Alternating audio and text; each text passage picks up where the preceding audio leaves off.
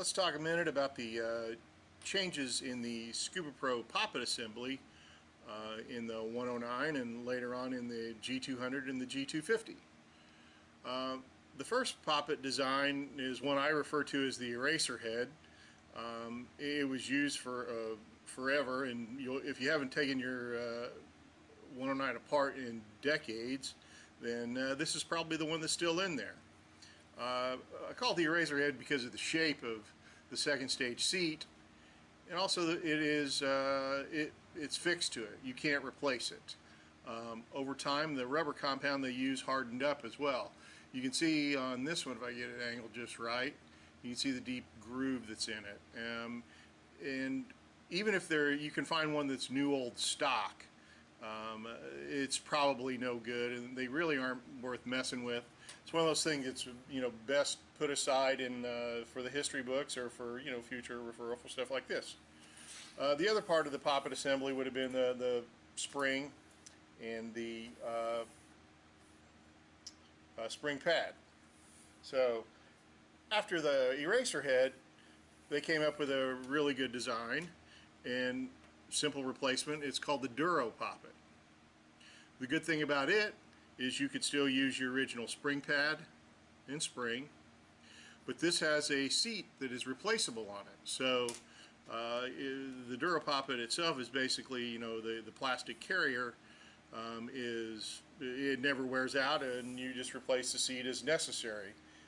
And in my opinion, that's the best one to use if you're just rebuilding your 109 and want to keep it as close to stock as possible, because that was very popular for a long time. The next change around I believe around 85 was when you'll see regulators that look like 109s, but on the front cover they say balance adjustable, and those were called 156s because they had the new balance adjustable second stage poppet assembly in them.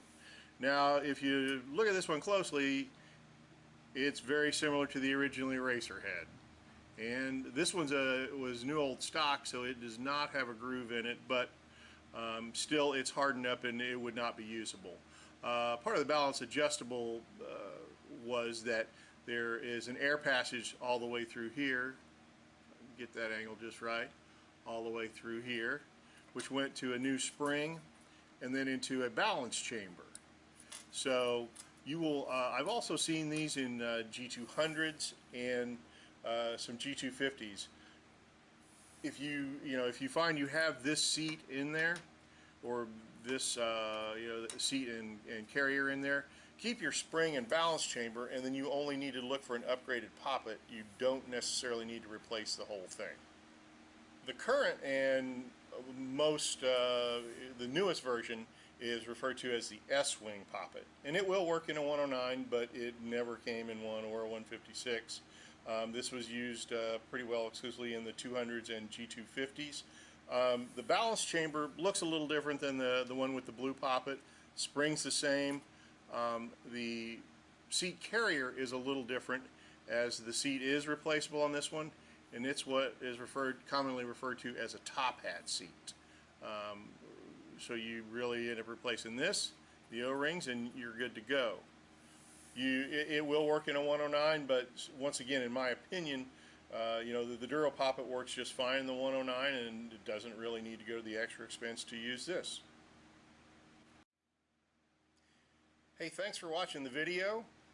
If you're looking for parts for your Scubapro 109, check out the Vintage Double Hose website store. I've got replacement rubber goods and pretty much most of the service parts available for them to get them back in the water.